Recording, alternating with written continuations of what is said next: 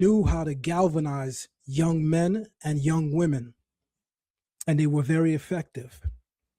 And it was hard to pass them and see that 12 tribes chart, look at it, realizing some of your ancestry is right there. So the first thing that popped out to me is my parents, both of them, are of Caribbean descent. So where do we fit on the chart? And it said Benjamin. Now, I didn't really know the Bible back then, but I knew about Judah. My father, his close friend, a Rastafarian, his name is Judah.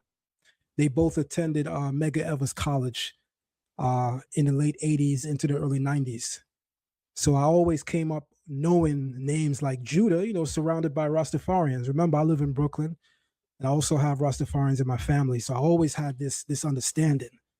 Then I have family members that are into what we call reggae sound system culture, right? Big shout out to my cousin in the Bronx, Supertone, right? And so through all of those things, I early became acquainted with the Israelite movement.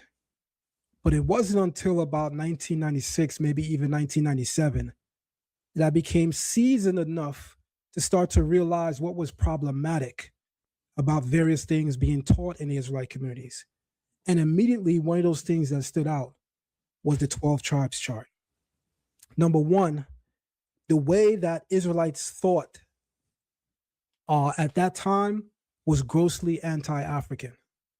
Today, you have far more Israelites with far more appreciation for the contribution of our brothers and sisters on the continent.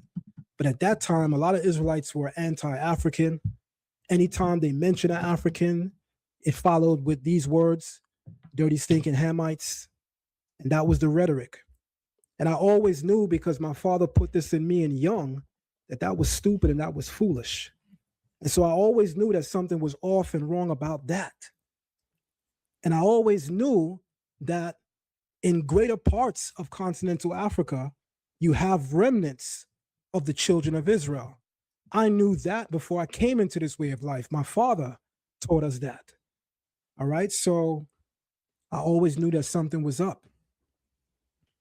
So I said to myself, I want to go out and speak publicly against it. But then I reasoned to myself, even though the chart is inaccurate, even though the chart is, listen to me carefully, completely fictitious and absolutely made up, completely fictitious and absolutely made up, I said to myself, because it's so effective in waking up the masses, that I can't see myself doing that. So for years, I would tease out here and there that I disagree with the chart. Some of you have even heard me say this publicly, but no one has ever seen me do what I'm about to do tonight. I'm going to bury the 12 tribes chart. I hope everybody's hearing me. I am going to bury the 12 tribes chart tonight. When we say bury, that means there's no coming back.